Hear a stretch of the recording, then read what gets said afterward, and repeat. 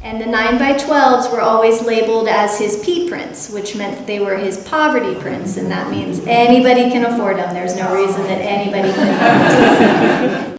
Aloha. On April 7th, we had an informal talk story about Dietrich Varez, the life and legacy of Dietrich Varez, and this expanded print collection that we are now hosting at the gallery inside Hawai'i Volcanoes National Park.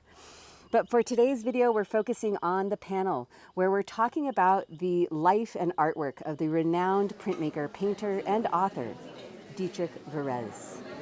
Please enjoy and let us know what your insights are in the comments. Thank you again so much for coming out today. It means a lot to me, it means a lot to everybody that's here in the front. These are all really, really special, important people. And we get to share this afternoon with them, learning a little more about Dietrich Varez. And he was an amazing person, an amazing artist, and we get to celebrate his contribution to our society every day at the gallery. And so today, we just want to extend that to you guys. We get to learn so much through his artwork and through his writings. And just sharing that with you today is our goal. We're going to have a little agenda that goes something like this. We'd like to introduce Desiree Moana Cruz. She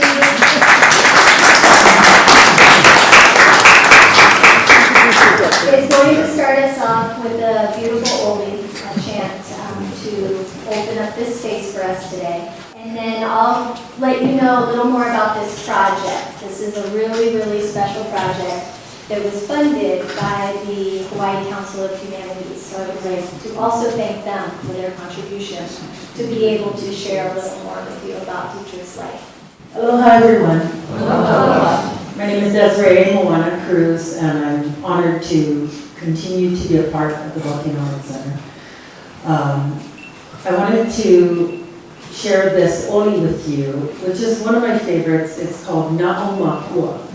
And Na'omakua is a foundational chant that where we ask our ancestors to be with us, to guide us, to inspire us, to strengthen us, to help us, to love us, in all of these ways. And I think that it's one that is good to use every day, but I think it's wonderful for all of us to tap into your own ancestral path and ask them to be with you and to continue to help you and inspire you in this lifetime and in this realm.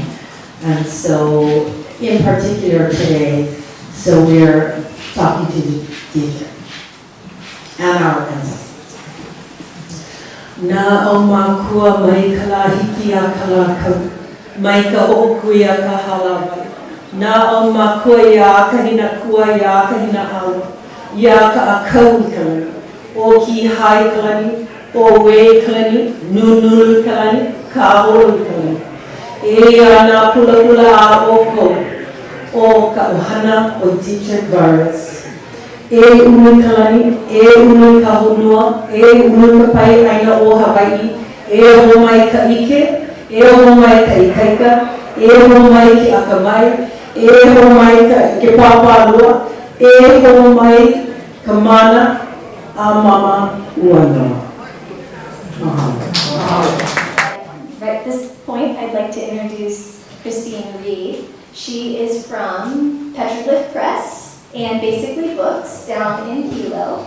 After that, I'd like to introduce Linda Varez. So this is Dietrich's wife.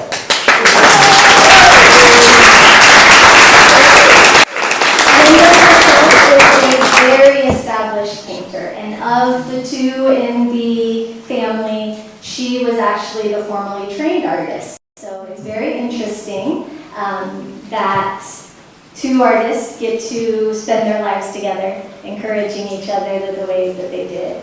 So I want to thank you, Linda, for coming as well. And then we have Karen Ez from the Magic Mo.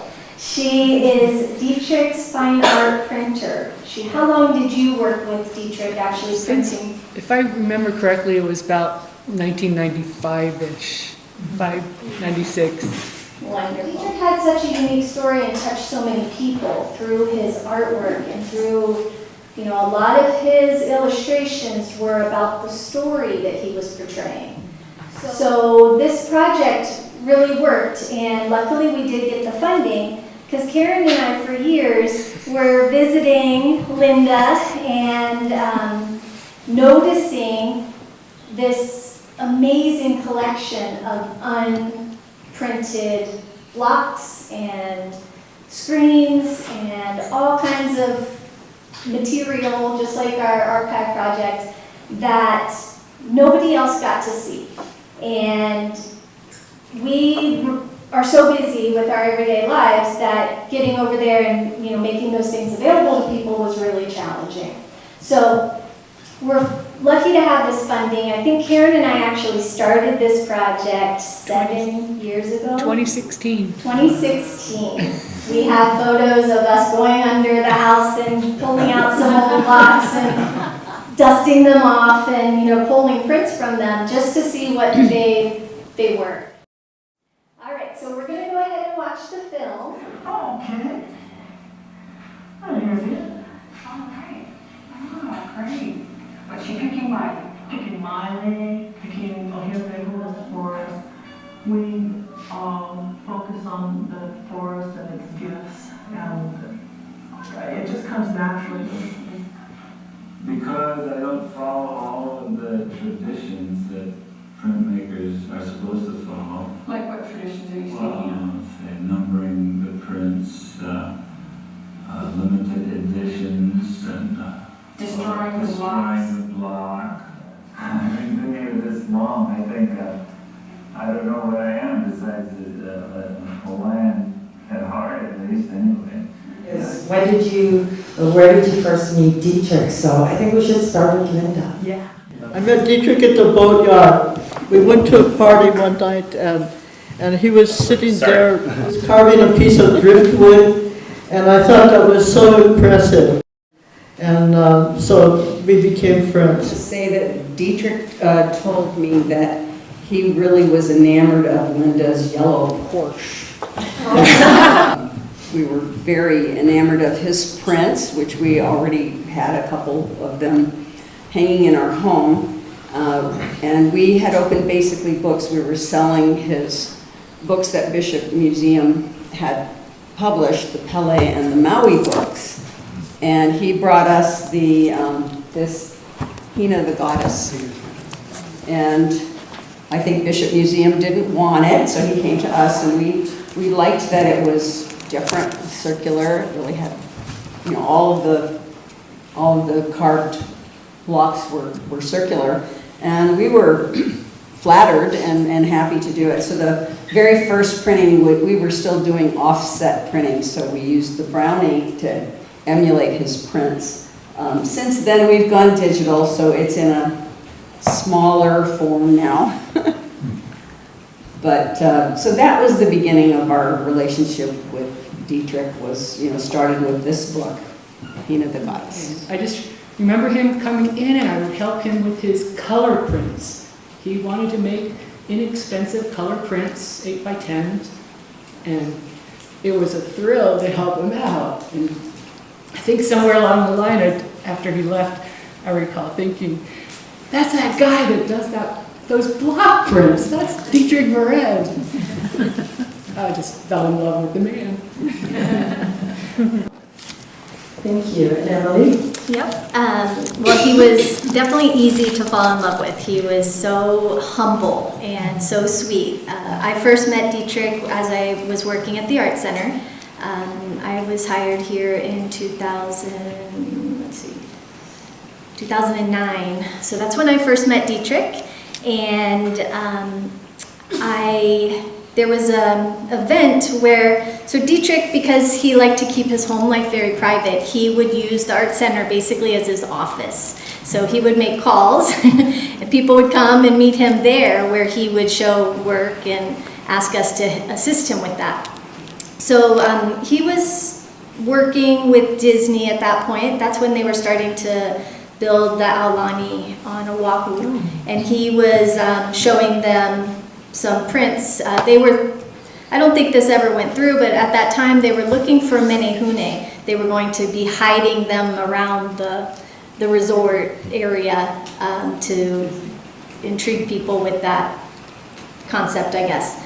And a whole crew showed up, like 4 people and a film crew and all the bells and whistles, and Dietrich sat there in the exhibit room. We put a table out for him, and he humbly just pulled prints to show them.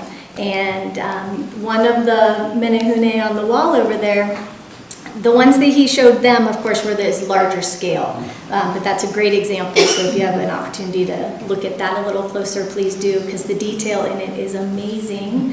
And that's when I first really got to spend a lot of time with Dietrich. And after that, as I was working at the art center, Dietrich was a mainstay. Every holiday, every special event, Merry Monarch was one of them. He would come and people would line up out the gallery to just have him sign. He signed his prints as he pulled them, which is another, he was definitely a little bit renegade in his printmaking philosophy.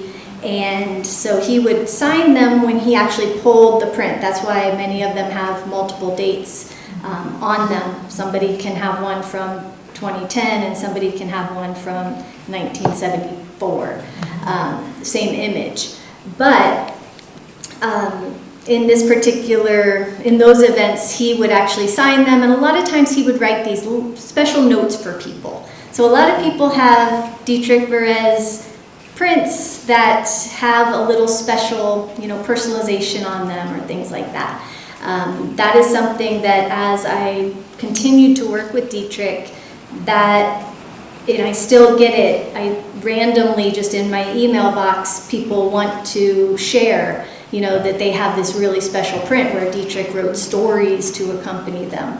And like I said earlier, a lot of his artwork is not just explaining graphically what the illustrations are about, but they're really more about those stories. One example, if you have time to look at this side of the room, he has a handwritten note to me regarding this print that he pulled that year in 2010, and that's the art center there. So if you have an opportunity to read that little blurb that he included in with that print, it really does add a little extra love to those pieces. So I moved to this island in around 90 or 91 and came up to the Volcano Art Center and was blown away when I saw the stack of prints that he had there in the art center, and also how inexpensive they were for how beautiful they were. And because I was a poor student, it became my go-to whenever I needed a gift. I really felt like this is the most incredible gift that I can give someone, and I can afford it. So that was, something that was thrilling. But also, I loved all the variations, and that everything that you seem to, every part of Hawaiian life was depicted in his work. And at that time, I was at the university with Auntie Pua Kanahele and her husband Ed. And as I started to learn more so about the importance and pride and beauty of being a Hawaiian person and our culture and traditions, I started to see those things that I was learning depicted in his work. And it blew my mind. And I thought, wow, he knows too how beautiful the Hawaiian culture is. So I grew up in a time in the 70s in Honolulu where you really you weren't encouraged to be proud of being a Hawaiian. It was like, oh, we have 12 alphabets, and Hawaiians didn't want to work, they were lazy, and the Hawaiian culture is not important, and they all became Christians. And so it was a real turning point for me to study with Auntie Pua folks, and then to come up and to see those things that I had learned depicted in his work. And I thought, wow, he sees us, he gets us, and it really blew my mind. And then one day I walked into basically books, and he was signing a print that he had done in color, and it was Pele and Hi'iaka. And it just so happened, it was just he and I sitting there and talking, and he was telling me the story of Pele and Hi'iaka, which I was familiar with. But as he started to talk, I started to think on my own relationship with my sister, Pele, my older sister, and me, Hi'iaka, and how we're always battling each other. And I started to realize that I needed to mend my relationship with my sister.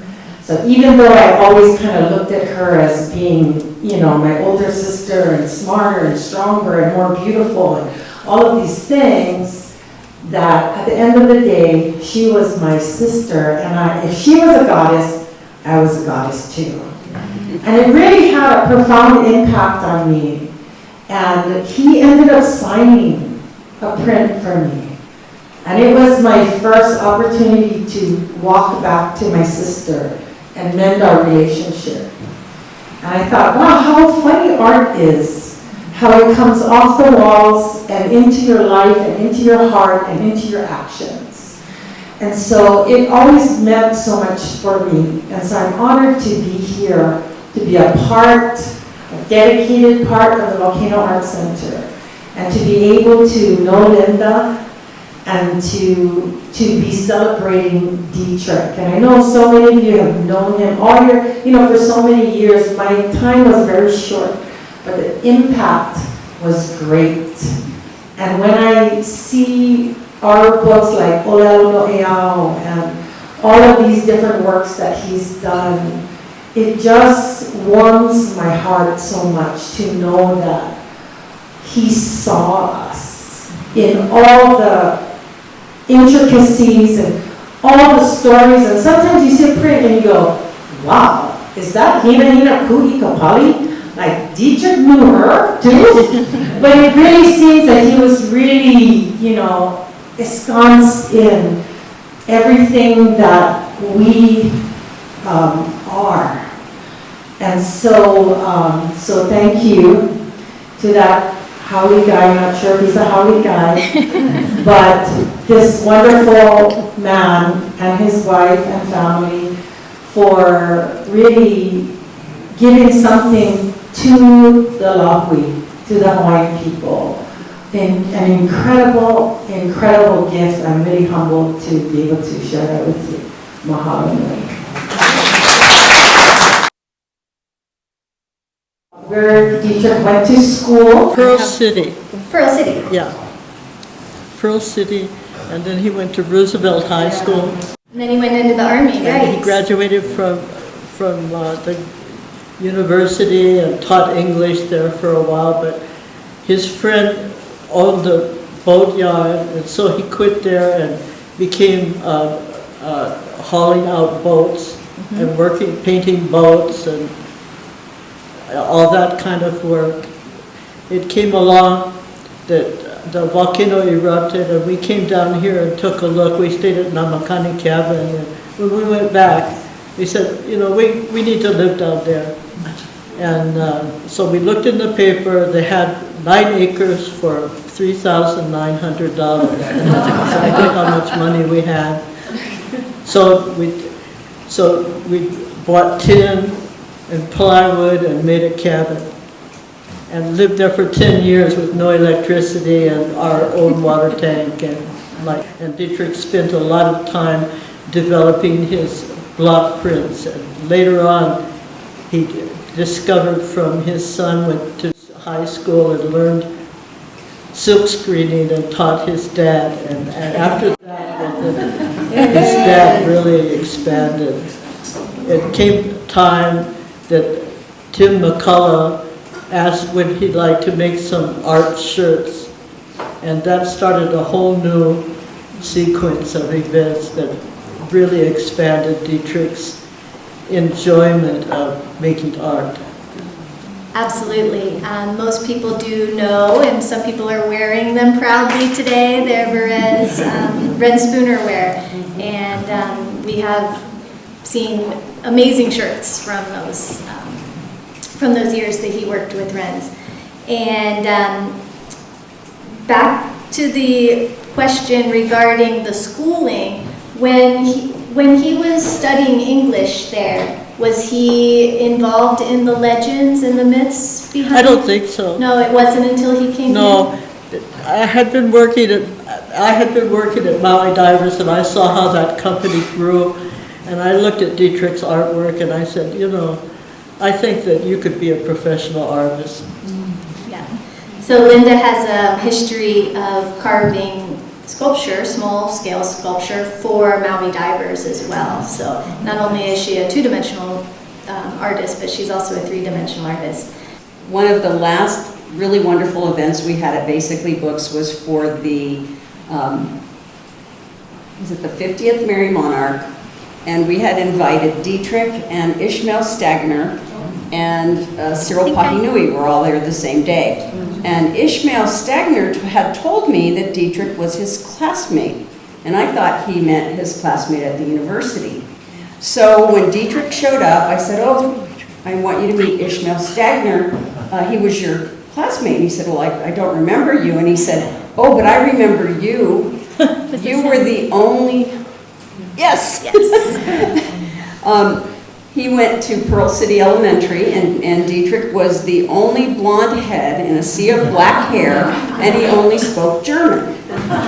So he also shared with me that Larry Kimura's mother was his teacher at Pearl City Elementary, and that she was the one that really assisted him in learning English.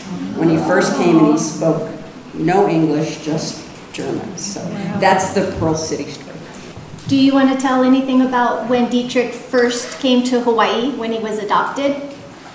Yeah, he first lived at Fort Kamehameha, and at that point he spoke no English.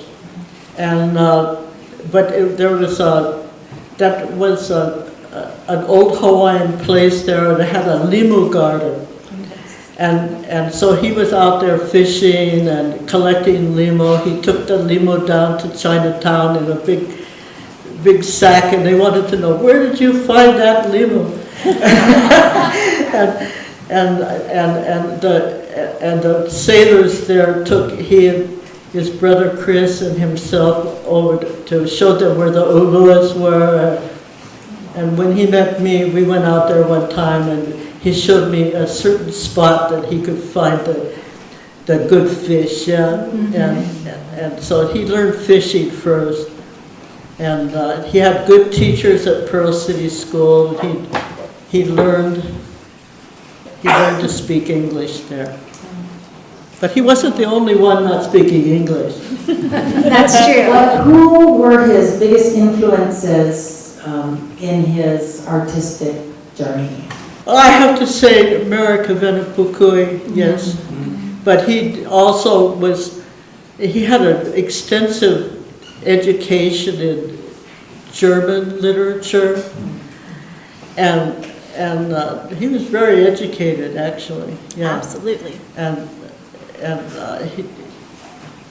he knew how to construct a story, yeah, and he loved doing that, and so he translated that into Hawaiiana, and he said that he didn't see too many depictions of Hawaiian life, and like his fishing experience, and so he started doing that. His first print was Pig in the Taro Patch.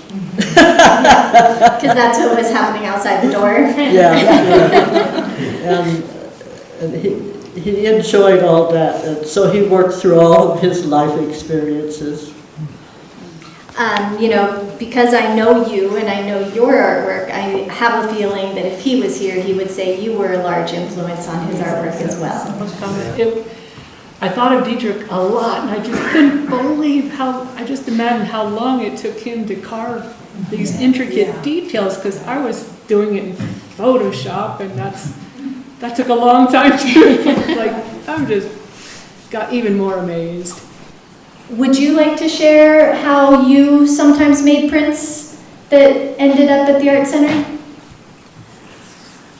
Because of course your background was in painting, so you do oil paintings and now mostly watercolors. I was doing oil paintings at that time, and I did a few block prints just because Dietrich was making some, Yeah. and the tools were there. And so we enjoyed back and forth for a long time. Dietrich began oil painting about after he finished building the house. He built the house because his block printing business outgrew our cabin. Right.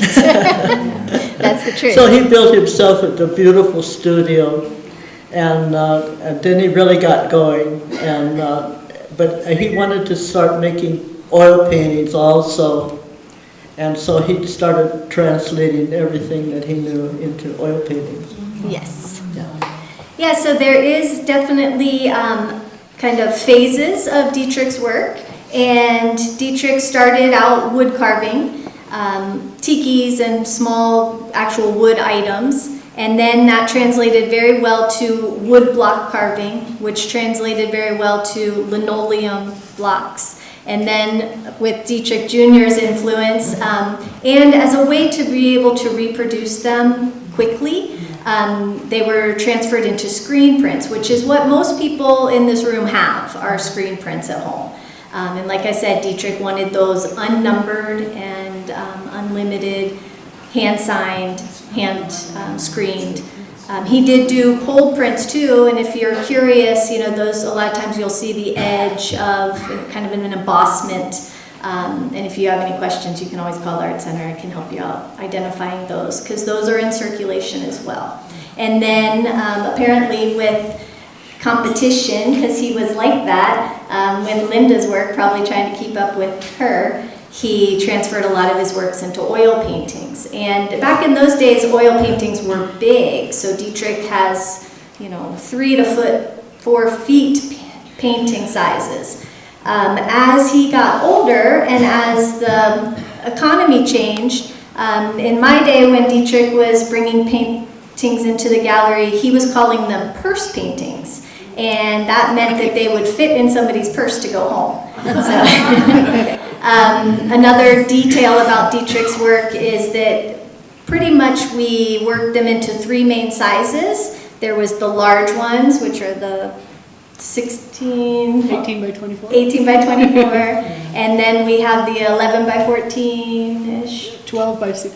12 by 18. 12 by 18. Block prints. And then 9 by 12. 9 by 12s. And the 9 by 12s were always labeled as his P prints, which meant that they were his poverty prints, and that means anybody can afford them. There's no reason that anybody can afford them. Yes. So that is another very sweet detail of Dietrich wanting to make sure that anybody could have them, and you know, his own system of making that available for people. So, what I was saying about Hawaiians seeing themselves in art, we see ourselves in hula. We hear about ourselves in the music, we feel that. But we don't often see ourselves in prints and, you know, oil paintings. And this is my grandma. My Hawaiian grandmother, who was pure Hawaiian from Maui. This is how she would sit on a Aloha mat and eat her poi. Ulu poi, mixing with the kalo and with some fish. And this is when she was most joyful. And she lived to 98 years old. Wow. So thank you, Linda. It means a lot to see the people and the things that you love and you cherish, and to see those details, the attention to detail depicted. My grandma always liked the fish with bones, but she didn't eat the crab because she was Seventh-day Adventist. Okay. But this is exactly how her fingers were. And it just, you know, thank you so much. It makes me feel emotional to see that. And yeah, so mahalo nui, that really speaks to my heart. Thank you, Linda. This is a really wonderful image of Dietrich and Linda in their home. I will share with you one of the very first times that I ever went there. One of the very first things that I noticed when I walked into their home is that, well, here there's a beautiful painting of Linda's on the wall, but there was very, very little artwork on display. And it just kind of struck me as interesting because I knew his work was so prolific. I kind of expected him to have art everywhere. And it was a conversation that we had later because I said, Dietrich, I found that a little interesting that you didn't have a lot of artwork. And he said, well, I try to stay uninfluenced. That was important to him to always have these things in his mind that he produced through his fingers rather than continuing to absorb that, I think, visually. I just wanted to know if there was anything you would like to share about how minimal you guys keep your home. Oh, no. No, okay. No problem. One other thing that I noticed when I went on that same visit is, how much time they spent outside. They had a beautiful fish pond that they had built. What about your fish pond? The fish pond was Dietrich's passion. He fed his fish every day. He used to buy small type dog food and go out there, and he liked to make the fish jump, and that was his pleasure. And he never wanted to eat his fish. Yeah. That's true. Dietrich considered his fish his pets, and one of the visits that I was making on the way out there, he had said, will you pick me up some small kibble dog food? And I said, sure, I can do that. So I went to the store and I brought it out to them. And Dietrich, of course, showed me their beautiful fish pond. And at that point, there weren't a lot of gardens, but there was a lot of fruit trees. And after Dietrich's death, I've continued to kind of visit with Linda and make sure that she's well taken care of and has things that she needs. And one day we decided to clear out the fish pond, or at least, weed whack it and get some things back so she could see it again. And we were out there with the weed whacker, and Linda said, I don't even know if there's any fish in there still. And just then, a duck comes flying in. They have some ducks. A duck comes flying and lands on the surface and grabs this giant tilapia. Puts it in its mouth, and I was like, I don't even know if this thing can eat that. Like, it was like kind of choking it down. And I was like, well, that answers our question. There's plenty of fish in that pond. What year was the fish pond built? 1982. 82. It must have been quite an endeavor. It was. Yeah. Yes, definitely. That was Dietrich's dream. Dietrich would come on a regular period and resupply us with art.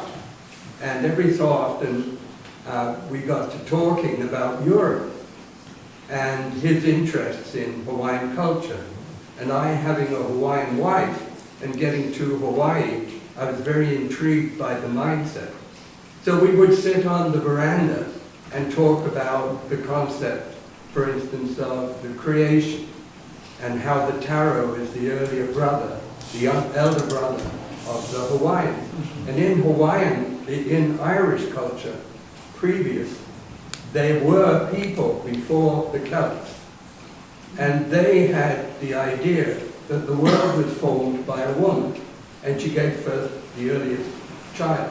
So I told him that I was really interested in the different varieties of taro. And at that time, he was very involved with the the university. And so he began to bring taro plants to me. And I had a small piece, still have a small piece in the village, and a low spot, and I would plant them there. And every so often, I'd take a picture of him and say to him, what's the name of this again? Olero no Iao book with Dietrich and Merikaveta Pukui is one of the most, if not the most important book for Hawaii. So can you speak to that a bit? Yeah, well, he was impressed. I did tell you that, yeah. Yes. No, he felt that it was his destiny to make art. If they asked him for it, that he was going to do his best. Did the illustrations already exist, or did he create No, them? it was all fresh. Oh. Yeah, no, at that point, he really, took it seriously, yeah. How long did that take? Not long, Wow. yeah. No, he worked day and night on it once he started, yeah. But that was his style. He would go, he had a room that he built for himself to do artwork. And he would get inside there and we wouldn't see him for days, yeah. How did Mary Kavena Pukui select Dietrich? Do you know? That I don't know. But when she looked at the book, when it became reality, she opened the picture to a man planting the banana, and she said, Kanaka Kanumaya. Yeah, and so he felt really good. Good. I'm going to pull that image up if I can. Let's see. He had shared with me just how honored and humble he felt about being chosen, that he, the Holly guy, was chosen to do the illustrations for this. So that really was something that he cherished, being the person that was chosen. Yes, it has, how many of you have the book? Olelo. Wonderful. If you don't have it, you should have it. Absolutely, you should have it. It has so much mana, so much beauty, so much knowledge in it, and it's such an incredible resource. Mahalo to Kavena Pukui for doing the work, the literal work that she had to, the sweat that she had to do to collect all of that poetry. And mahalo to Dietrich for being able to bring that to life with his illustrations. That poetry book is such an incredible sense of pride for all of us. It just, it just gives us this great sense of, we're fabulous. I was finishing up a book on the history of the Molokai canoe race, and I had this idea that maybe for the interior of the book cover and the end paper, you could have a Dietrich print of outrigger canoe in the Molokai Channel. So I got in touch with him. He said, "Oh yeah, come on over. I'll show you where. I'll tell you how to get there. It's kind of out in the boonies." So we had a chance to visit, and here's this studio with this big barn, and went up to the second floor, and wow, this is really something. And we had this fish pond and all that. But anyhow, I figured, well, he's kind of a big-time artist, so I told him, okay, well, I think anything I have to pay, it's going to be well worth it. He said, no worries. I'll do the print. You can use it in the book. Just give me a copy of the book. That's all. And that's him in a nutshell. I had to pull out a shirt. And another subsequent book, I used some of his designs on the interior too. And he was just an awesome guy. I just feel really fortunate I had a chance to get to know him. We'd like to hear a little bit about his relationship, the story behind his relationship with Ren Spooner. Great. I do know that was one of the proudest moments when Dietrich got to see his artwork physically on somebody. He said one of his favorite things, he was a big KTA shopper. Once a week, I think he went down there. And he would tell me that he loved telling people, I made that. So he would, nonchalantly approach them in the produce aisle and say, I like your shirt. I made it. So, do you want to share anything about the Ren Spooner relationship? It was wonderful. Yeah. It was wonderful. The people wanted the real down-home Dietrich, for those shirts, and so that put him in that direction instead of, you know, trying to get all serious, yeah? Yeah. Yeah. One thing I will say, we used to go to a place called the Aloha and listen to the Sons of Hawaii, and all those musicians, they had such a good time there, and it was so wonderful. We'd learn Hawaiian words, and we would go up in the mountains and say, what is this plant or that, you know, and we learned so much there, and it really, you know, put color into our lives. That's great. It's very clear to see that house. One thing that we forgot to mention, Dietrich worked for many years as a bartender at the Volcano House Hotel. That's a very important detail because a lot of these scenes that you see, Dietrich saw out the window nightly. And he has some amazing stories from those days. He spent a lot of time there. Linda, can you tell me when Dietrich retired from the Volcano House and became a full-time artist? About 1976. Oh, he retired from working at the bar? Yeah. They love that We need the one with the hat. one. The hat? Yeah, I think I saw that one. That one? There's the hat. We have I love it. Dietrich Jr. and grandson Phoenix in the front row, so anybody that doesn't know that. Oh, there it is. Yeah. Okay, this is my painting of the Volcano House bar, and yeah, that's pretty much what I have depicted here. Thank you very much.